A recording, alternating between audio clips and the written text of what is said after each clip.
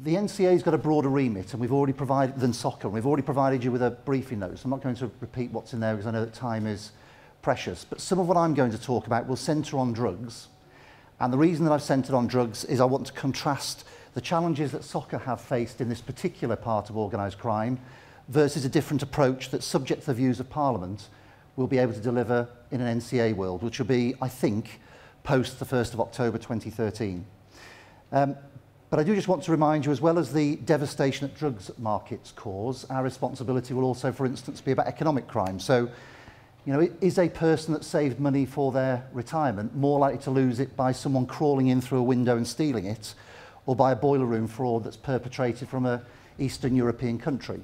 Are our kids more at risk outside the school gates or in their bedroom on a computer at night, networking with people many hundreds of miles away? So I want you to hang on to that, even though I'm going to some extent, talk about drugs in some of the examples I'm going to give you. One of the questions that comes up consistently when I'm doing these road shows is about PCCs. And it's interesting how people present it. This is both law enforcement officers and other partners. They present it as a, well, that's going to be a really difficult relationship, isn't it, Keith? How are you going to engage with PCCs? And it presents it as a conflict. Well, of course, there will be push and pull. That's healthy. But there's one thing that we share that should help us get through all of that, which is we're here to protect the public. And the agency that I'm building with colleagues, the agency that I'm going to lead, is about keeping the people of your constituencies safe from the corrosive, pernicious effects of organised crime, complex crime and serious crime. So I think we probably share more than not, and that's really important to hang on to that. There is a huge link between what the NCA will do, and increasingly we're starting to do in shadow form, and what you want to deliver. So let's think about, you know, the basis upon which you'll be elected. I guess to some extent will be about volume crime, antisocial behaviour, visibility, how people feel about the place that they live. All really important stuff, absolutely. The YouGov poll out last week, lots of headline-grabbing bits within that, very interesting. Something that I focused in on was how those 1,700 people talked about the importance of burglary. Well, let's just be clear that burglaries are often committed by people, following the drugs example, by people who need to feed a habit. And the place to get the drugs from are people who are operating on the streets and dealing with it.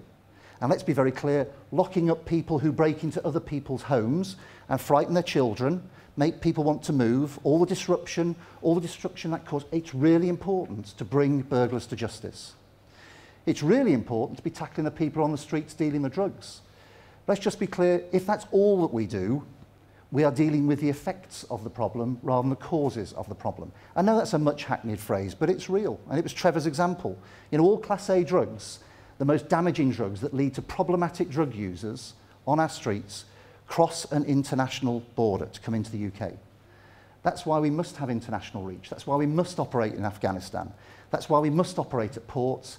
And it's why, you know, when those drugs arrive in the UK, they don't all of a sudden leap from one area where they enter the UK, so they pass through force areas, they're trafficked, those people need infrastructure. The role of NCA in that particular regard in terms of organised crime markets is to make sure that what happens in Afghanistan, what happens at Dover, what happens up the M40, what happens in Coventry and West Midlands is joined up in a way which takes those drug markets to pieces, and that will have a direct impact on the neighbourhoods that ultimately you're accountable to, as am I. We're all accountable to the public. We shouldn't also, of course, forget, particularly at the moment, the damage that organised crime does to our prosperity and our economy. And as you all know, and I know, but often squeezed out in what some people will say, if our economy is not prospering, then the reality of public services, there's less of it. That has an impact on the most vulnerable in society. There is a role for all of us, and particularly the NCA, in making sure that the reputation of our nation, that our prosperity, our economy, the resources we have to offer public services, wealth creation, whether businesses want to exist here. You know, if computer firms who manufacture computer chips are consistently targeted, where the way in which they transport those chips, they are being robbed, don't be surprised if they don't want to manufacture chips here anymore. You know, so as well as the neighbourhood effects, I'm very clear that we have a responsibility around prosperity, reputation and economy. All of this, of course, is why the government strategy is called local to global on organised crime. It recognises the effects. So the key message I want to leave you with at this point is, I firmly believe that it will be impossible for you to deliver on your manifesto, which will all be about public protection, I know, without a proper joined-up contribution from the NCA. So what does that actually look like? Well, the first thing, we go back to the example I gave about the link between Afghanistan and every neighbourhood within your constituencies, and Scotland and Northern Ireland, because we're a national agency. First thing is, we've got to have the ability to join up the law enforcement response. Trevor used a phrase that's been knocking around for a long time. He's right to use it. Some may challenge it, and that's a coalition of the willing. Frankly, when you're dealing with public safety and security, I don't think that's good enough. I think we work well in partnership on many occasions. We recognise the importance of doing that. But the trouble is, the link for law enforcement is only as good as the weakest link. So if you think about this as a chain, if a law enforcement agency, if one of our partners, a police force, doesn't engage in its bit, it means that someone else has got to do it. It means that it doesn't work. So the first thing that we need to do, whether it's through a very coherent intelligence picture, and let's be clear, there is not a single intelligence picture at the moment, whether it's about strong relationships and making sure we know where the risky groups are, the risky individuals, and we tackle them in a joined-up coalition of the willing way, or whether, subject to the views of Parliament, in extreme circumstances, I, as DG of the NCA, can say, we've made a reasonable request for something that's really important for you to contribute towards public safety. You need to undertake that task, please. Now, I see that as in extremis. I think we need to work very hard about how we would deploy it. This is all subject to the views of Parliament, but I'm very clear that the ambition that the government have set out and our ability to protect the public will depend on having that power on occasions, even if it's not used. And to be clear, if we have the power, I know the job that I've been tasked to do, and that's about public protection, joining up law enforcement. If one of our partners is unable, for unreasonable reasons, to join up in that, I will use the power. That's the job that I've been given to do, and subject to the views of Parliament, that's the job that I intend to do, for the public, not for myself, not for the agency, not for partners, for the public. We have to join up.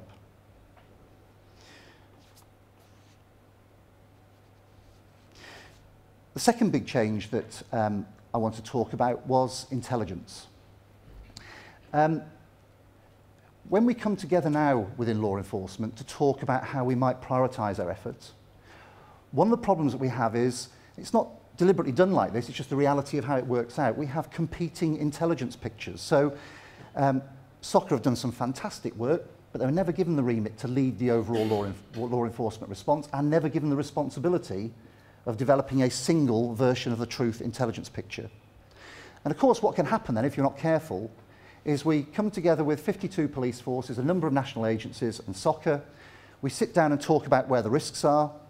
The view seen through eyes in Essex might be different to those in Kent, might be different to those in the centre of London, might be different to that a national agency would have. Quite often we're talking about the same people, frankly sometimes we're not. We've got to have a single intelligence picture. I'm not talking some sort of Big Brother-esque peering into everyone's private lives. I'm talking about criminals.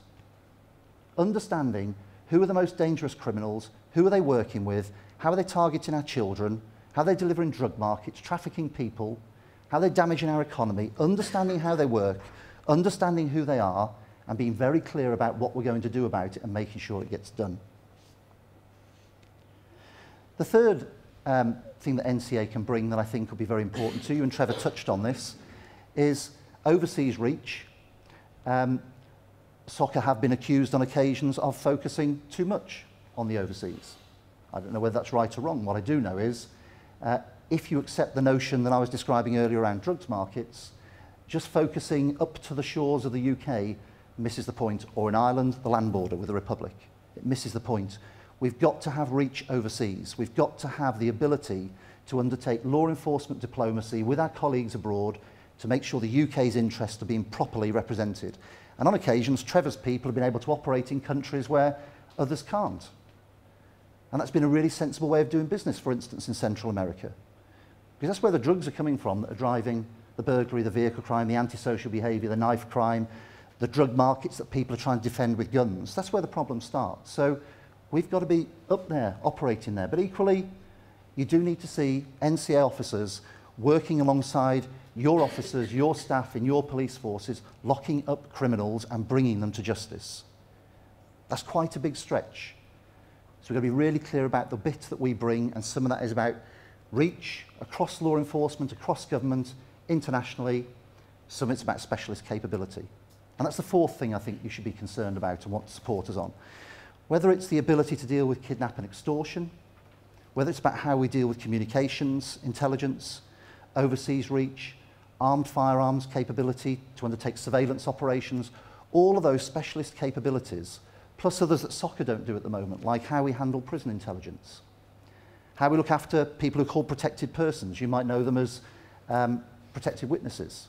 And this needs a level of infrastructure coordination that, in my view, is best delivered nationally, delivered locally, for the benefit of real people in real communities. So, of course, organised crime makes pretty good fiction. And the way in which the fiction is often depicted is as the criminal who was seduced into almost thinking is some sort of hero taking down this grand corporation. Let's just be real about this. The real victims of organised crime are the people that live in your street, my street, and probably in streets where people are more vulnerable than I'm lucky my family are at the moment. This is real stuff, and I don't think yet we've been sufficiently compelling in the way that we have around terrorism. Perhaps we haven't been sufficiently compelling for the public to understand this is not what they see on the telly. This is horrible. And the impact it has on real people every day is horrible. And we need to make sure that we join up and tackle it in the most thoughtful way. So, agency will start subject to the views of Parliament around the 1st of October 2013. I have no intention, and the Home Secretary is very clear, she would be calling me to account if I intended to hang around between now and then thinking about a project about how we might build an agency. That's not where I come from. I come from the police. We do stuff. We deliver for the public, and that's what I intend to do in this role. And I don't intend waiting until the agency is vested to do that. So, yes, we're working very hard at building an agency that you, our police colleagues, law enforcement, government, communities can have confidence in, and you'll see over the coming months we're going to be much more engaging with the public and much more visible about what we stand for. A law enforcement agency of crime fighters who are here to protect the public. You'll see more of that.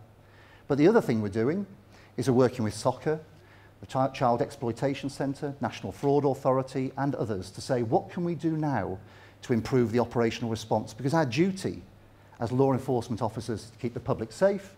If we're convinced there's a better way of doing that now, let's crack on and get it done. Let's not wait till the organisation is vested.